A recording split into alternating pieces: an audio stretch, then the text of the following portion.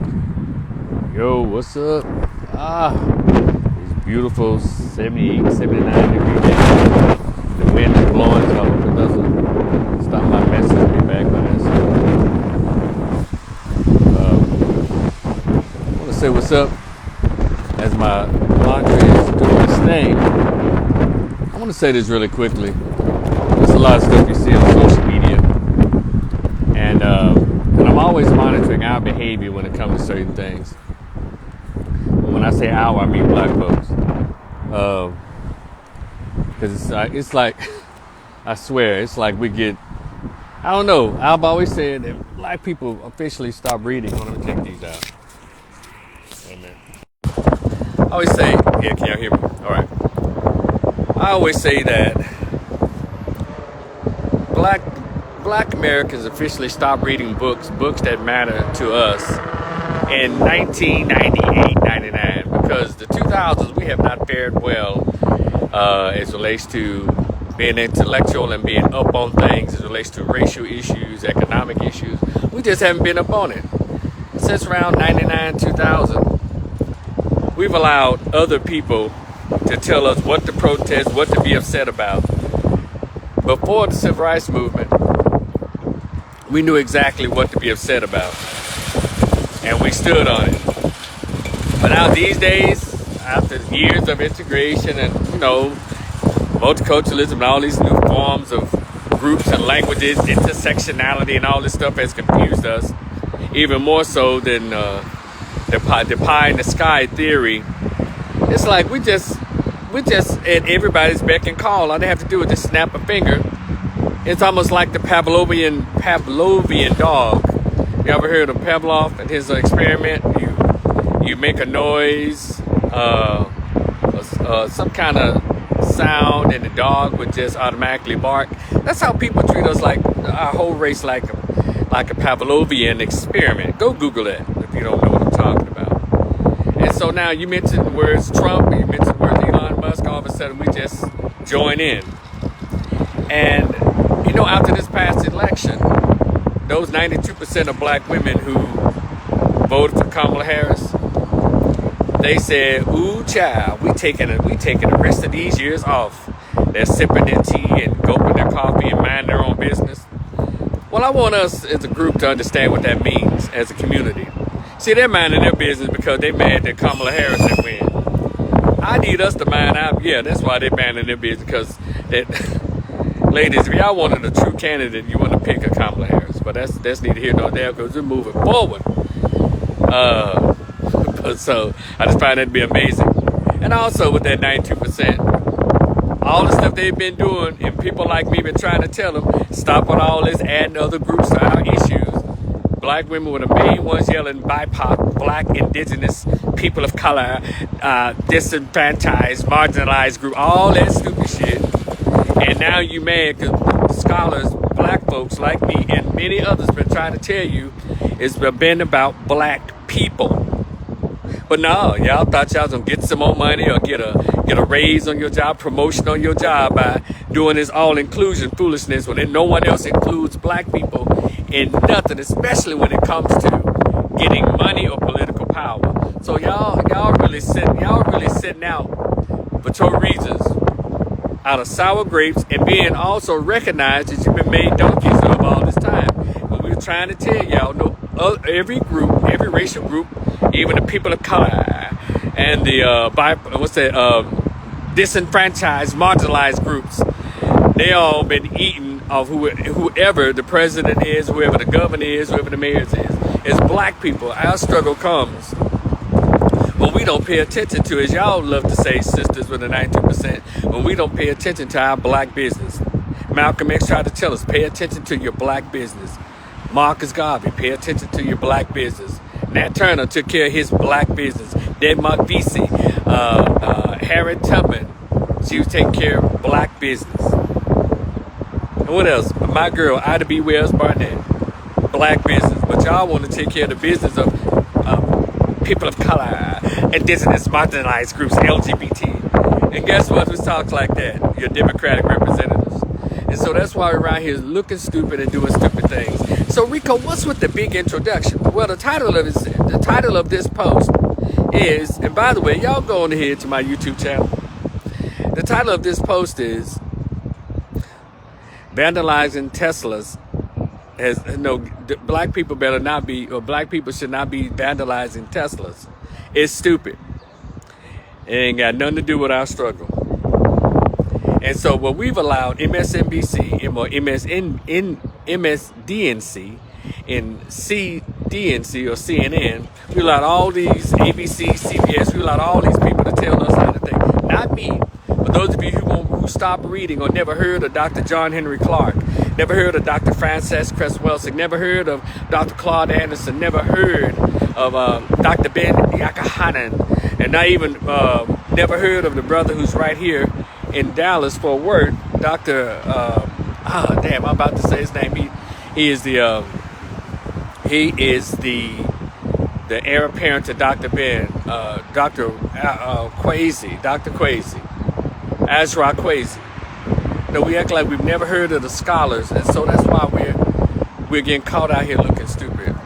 So having said that, if you black and you right here trying to damage Teslas because liberal Democratic white folks are upset, you're stupid. Even if it's just amazing. I just sit back and watch. I just I guess sip my tea and grab my cup of coffee, and I just pay attention to the foolishness and how we just easily be sent out. It has nothing to do with us. That's liberal white folks acting a fool, and liberal white folks fare better than black people. But y'all let them tell y'all how to vote. Let y'all let them tell y'all who to be mad at, which white folks be mad at, or which white folks to suspect when all of them should be. Elijah Muhammad said the white man's the devil by his history, by his historical behavior among people who consider look like me and you. That's what make him the devil. So, and here y'all are. I don't know. No, raise your hand if you're doing this. I just want to make sure if you're not doing it, good. But if you are out there with the white folks talking about protesting Elon Musk, and we're out here trying to damage Teslas, go home. That has nothing to do with your black ass. Nothing. We got our own problems. And also, in my hometown of Memphis, they're around here upset that Elon is trying to build this big ass, huge, his business there in Memphis, and the city council people are selling him the land and all of this. They said, well, he's going to destroy the water. He's trying to take over the water. I want to remind y'all of something. Black Memphis and black people who complain about Elon Musk and allegedly supposed to be ruining the water. Look, y'all. President's Island out there on the other side of South Memphis, they've been spewing poison into the water. And I think in the recent years, they finally had something to say about it in Black Memphis. Y'all act like y'all don't know anything about that refinery that's been right there next to Douglas in North Memphis. North Memphis, I think it's Maybelline and Vesicle. Go down on Jackson Avenue there in North Memphis. If you're coming out from the east or south, whatever, you make a right to go down on Jackson. Go over that viaduct. And look to your left, you'll see Maybelline, you'll see Vesicle, that's across the street. Those factories have been spewing gunk into the water over in the Douglas community and all that for decades. But nobody decided to boycott Maybelline. And guess what else is interesting? A lot of black people have made good livings off those chemical spewing companies right there in North Memphis and around President's Island in South Memphis. No one really said a word because they were getting paid very well. No one cared about the people that lived over there, the lead and all the chemicals and the dirt and the water over there. And so this big concern is Elon Musk going to control the water and do some of the water in Memphis. Interesting. And it might be a legitimate fight. I try to point out when we have this selective outrage because CNN and MSNBC told black folks who to be mad at. And I just told y'all about those chemical companies is right there in my neck of the woods of 38108. And next you have, guess what else? Like I said, those folks are working at Maybelline and Vesicle, and let's go over there. You know what I'm talking about. A lot of people made good living. A lot of black folks made a good living working at those chemical plants. But guess who else going to be working when Elon Musk finishes his I guess, is he a part of Blue Oval?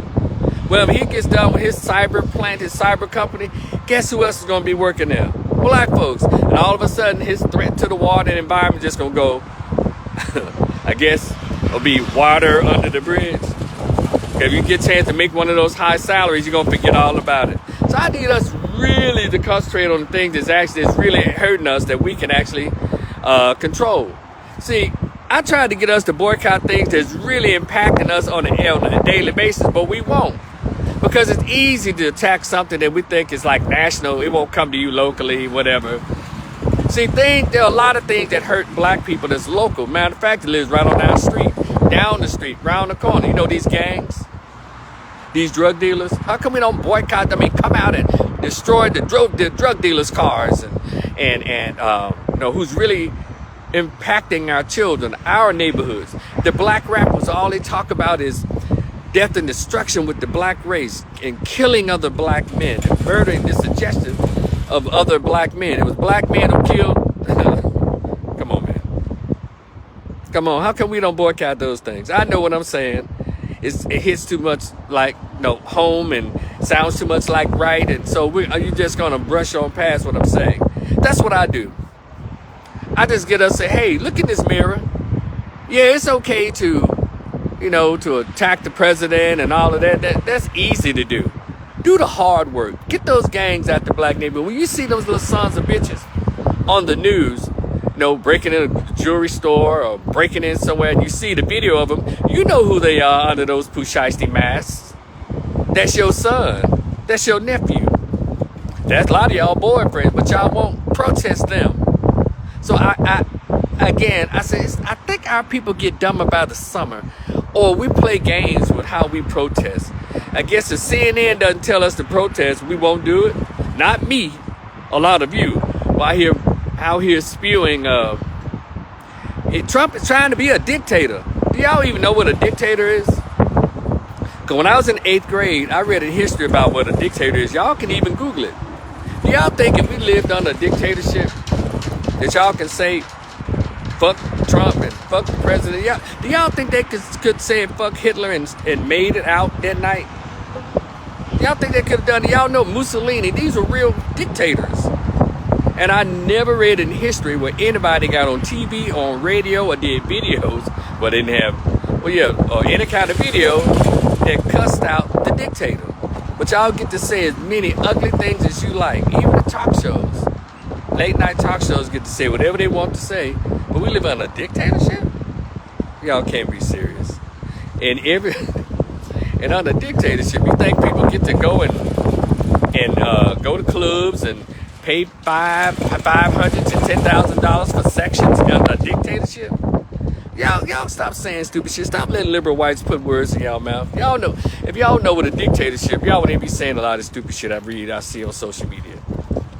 And then refer to January 6th as an insurrection. Do y'all know what that is?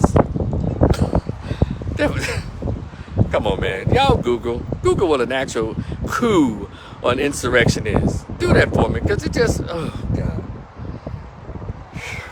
There wasn't an insurrection, y'all. Because if you paid attention to history class like I did when I was at Cypress Junior High School, shout out to Cypress Junior High School in North Memphis, right off of Springdale, my neighborhood. Matter of fact, Springdale is right around the corner from the prestigious private college that Jasmine Crockett went to. The one who loves to yell, the dictator in chief and all that. But she went to a private school, $60,000 a year. And it still cost that much at Rhodes College. But I guarantee you, Jasmine Crockett never walked across the street to Springdale and went to King's Grocery or Night and Day or hung out at Old Springdale or Hollywood. And she was just 2 steps away from the hood. So y'all stop letting these little privileged black politicians tell y'all about history and the hood and all that. When they're so far removed from that, you'll be surprised just how far removed they are. But anyway, if you're black and I hear talking about some destroying Teslas because you protest Elon, you're stupid. And I hope you get arrested like some of these Caucasians are being arrested. They need to get your ass 5 to 20 years too. It's your man Rico. Go on over to my YouTube channel. And also, if you like what I said, the Cash App is right here, $ Rico Rivers MSW. Hey, if you're cool with me, I'll talk to y'all later. Peace. Hold on. There you go. So,